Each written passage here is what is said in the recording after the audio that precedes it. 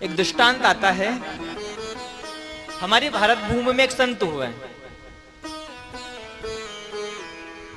पूर्ण विरक्ति, गृहस्थी होने के बाद पूर्ण विरक्ति।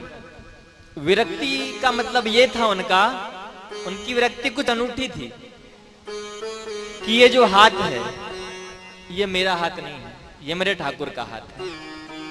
ये जो शरीर है ये मेरा शरीर नहीं है, मेरे ठाकुर का शरीर है। मैं जो सुन रहा हूं ये मेरे लिए नहीं सुन रहा हूं, मेरे ठाकुर के लिए सुन रहा हूं। और बढ़िया विरक्त होने के बाद लोग उनसे कहते थे कि महाराज आप विरक्ति हो और इतने सुंदर कपड़े पहनते हो,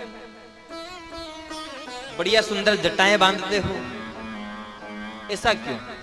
आप तो विरक्ति हो, आपको तो सब त्याग देना चाहिए।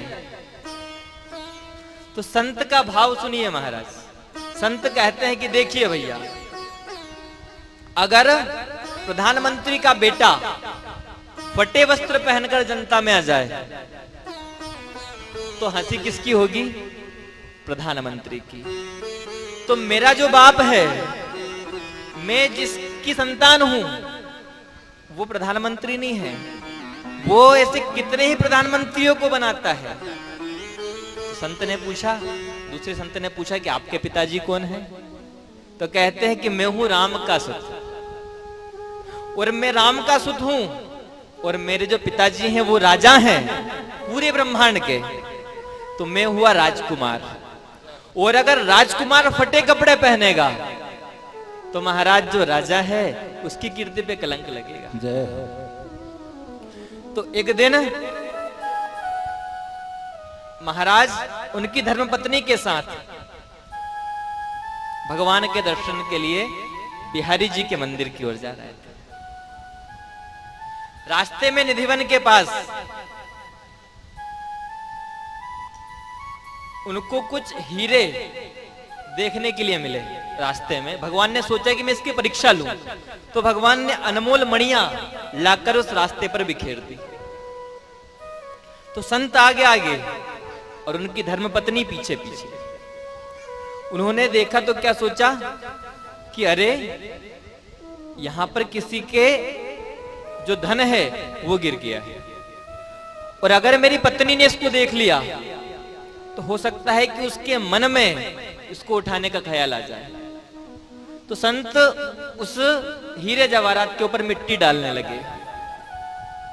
इतने में उनकी धर्मपत्नी आ गई और कहते हैं कि महाराज ये क्या कर रहे हो, मिट्टी के ऊपर क्यों मिट्टी डाल रहे हो? अरे ये धन दौलत तो उनके लिए है जो भगवान को अपना नहीं, इस धन दौलत को अपना मानते हैं। हमारे लिए तो ये मिट्टी है, ये हमारे लिए कोई धन दौलत नहीं। तो विरक्ति का मतलब ये है कि जो इसको ना अपमान की, अगर कहीं पर गया हो, किसी ने अपमान कर दिया हो, तो उसको बिल्कुल भी गिला शिकवाना हो कि मेरा अपमान कर दिया, और कहीं जाने के बाद उसका सम्मान कर दे तो उसको गर्व नहीं हो कि मेरा सम्मान कर दिया। क्योंकि हमारा शरीर में जो भी कृत्य होते हैं वो हमारी इच्छा से नहीं होते हैं, वो किसकी इच्छा से होते हैं? नारायण की इच्छा से। हम लोगों से मिलते हैं तो हम मिलने वाले नहीं होते हैं। हमें हर व्यक्ति से, चाहे वो कोई भी जीव हो, हर जीव से हमें ऐसा मिलना चाहिए कि इसमें नारायण है। ना जाने किस भेष में नारायण मिल जाए, हमें पता नहीं है वो किस भेष में आएगा और किस रूप में आकर वो हमारे ऊपर कृपा करेगा। महाराज किसी ना किसी रूप में तो वो आएगा।